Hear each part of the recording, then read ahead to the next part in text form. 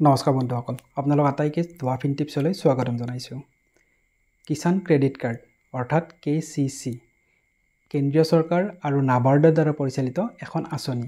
আজিৰ ভিডিঅ'টোত আমি আলোচনা কৰিম এই KCC লোন কিদৰে লাভ কৰিব পাৰি, এই আঁচনিখনৰ বিষয়ে সবিশেষ কথা, এই আঁচনিখনৰ বাবে ক'ত আবেদন কৰিব লাগিব, এই আঁচনিখনৰ বাবে কি কি যোগ্যতা থকাৰ প্ৰয়োজন আৰু কোন কোন কৃষি কাৰ্যৰ বাবে এইখন আঁচনি প্ৰযোজ্য।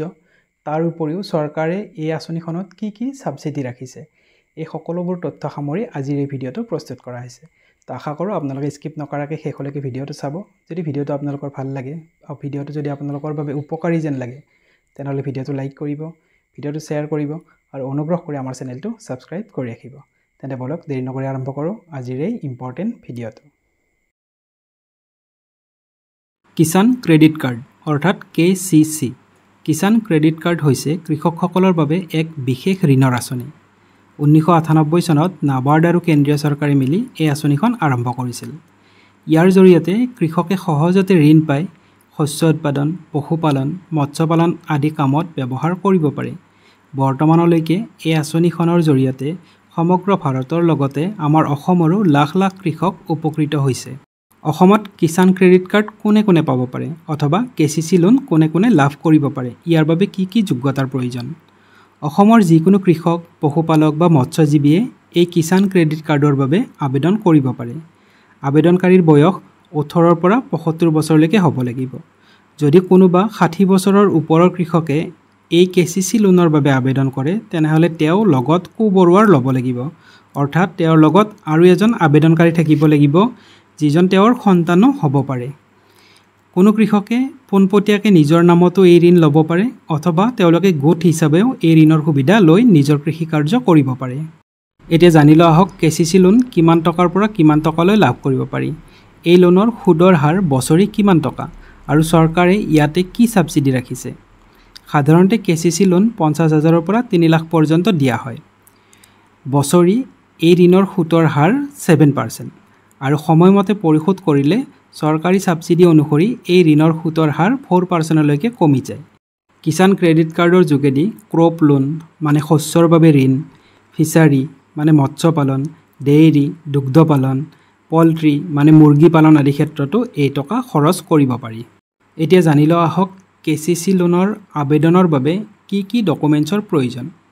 KCC লোন আবেদনৰ বাবে প্ৰয়োজনীয় ডকুমেণ্টছবোৰ হৈছে Aadhaar card, voter ID card, PAN card, কৃষিভূমিৰ কাগজ, পাছপোৰ্ট সাইজৰ photo, bank passbook, income proof আদি।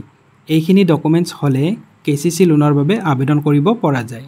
এতিয়া জানি লোৱা আহক অসমত KCC লোন পাবলৈ কিদৰে আবেদন কৰিব লাগিব।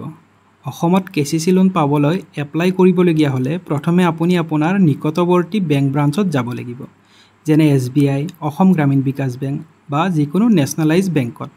তাত গৈ আপুনি প্ৰথমে যোগাযোগ কৰিব লাগিব। তাৰপিছত আপুনি সেই নিৰ্দিষ্ট বেংকৰ পৰা কিষাণ ক্ৰেডিট কাৰ্ডৰ ফৰ্ম লৈ সেইখন পূৰ কৰিব লাগিব। তাৰপিছত প্ৰয়োজনীয় ডকুমেণ্টছ ইতিমধ্যে যিবোৰ উল্লেখ কৰিছোঁ সেই ডকুমেণ্টছবোৰ সেই ফৰ্মৰ লগত লগাই আপুনি বেংকত জমা কৰিব লাগিব। বেংকে আপোনাৰ এপ্লিকেশ্যন ফৰ্মখন ভেৰিফাই কৰিব আৰু ফিল্ড অফিচাৰে আপোনাৰ সকলো তথ্য পাতি পৰীক্ষা কৰিব আপুনি যোগ্য হয় নে নহয়। যদি বেংক ভেৰিফিকেশ্যন কমপ্লিট হৈ যায় আৰু ফিল্ড অফিচাৰে পৰীক্ষা কৰি যদি গম পায় আপুনি এই আঁচনিৰ বাবে যোগ্য, তেনেহ'লে আপোনাৰ আবেদন অৰ্থাৎ এপ্লিকেশ্যন এপ্ৰুভ হ'ব আৰু বেংকে আপোনাৰ নামত কিষাণ ক্ৰেডিট কাৰ্ড ইছ্যু কৰি দিব। এতিয়া জানি লোৱা আহক KCC লোনৰ সুবিধা কি। KCC লোনৰ সুবিধা হৈছে সহজে কৃষি লোন লাভ কৰিব পাৰি। সময়মতে পৰিশোধ কৰিলে চৰকাৰে সুদৰ ওপৰত 3% পৰ্যন্ত ৰেহাই দিয়ে। ইয়াৰ উপৰিও বীমাৰ সুবিধা। প্ৰধানমন্ত্ৰী ফচল বীমা যোজনাৰ জৰিয়তে নিজৰ খেতিডৰাক বীমাৰে সুৰক্ষিত কৰিব পাৰি। ইয়াৰ উপৰিও মৎস্য, দুগ্ধ, হাঁহ মুৰ্গী পালন আদি ক্ষেত্ৰতো এই ঋণৰ টকা ব্যৱহাৰ কৰিব পাৰি। আৰু কিষাণ ক্ৰেডিট কাৰ্ডৰ জৰিয়তে নগদ টকা উঠাব পাৰি আৰু ATM বা ডেবিট কাৰ্ডৰ দৰে এই কাৰ্ডখন ব্যৱহাৰ কৰিব পাৰি। কিষাণ ক্ৰেডিট কাৰ্ড সম্পৰ্কে অধিক তথ্য লাভৰ বাবে আপুনি আপোনাৰ নিকটৱৰ্তী বেংক ব্ৰাঞ্চ অথবা এগ্ৰিকালচাৰ ডিপাৰ্টমেণ্ট অফ আছামৰ কাৰ্যালয়ত আপুনি যোগাযোগ কৰিব পাৰে। তাৰ উপৰিও আপুনি চৰকাৰী ৱেবছাইট pmkisan.gov.in, agricop.gov.in লগইন কৰিব পাৰে।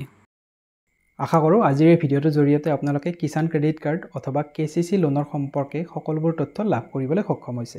যদি ভিডিঅ'টো আপোনালোকৰ বাবে উপকাৰী যেন লাগিছে তেনেহ'লে আপুনি ভিডিঅ'টো লাইক কৰিব, শ্বেয়াৰ কৰিব আৰু অনুগ্ৰহ কৰি আমাৰ চেনেলটো ছাবস্ক্ৰাইব কৰি ৰাখিব।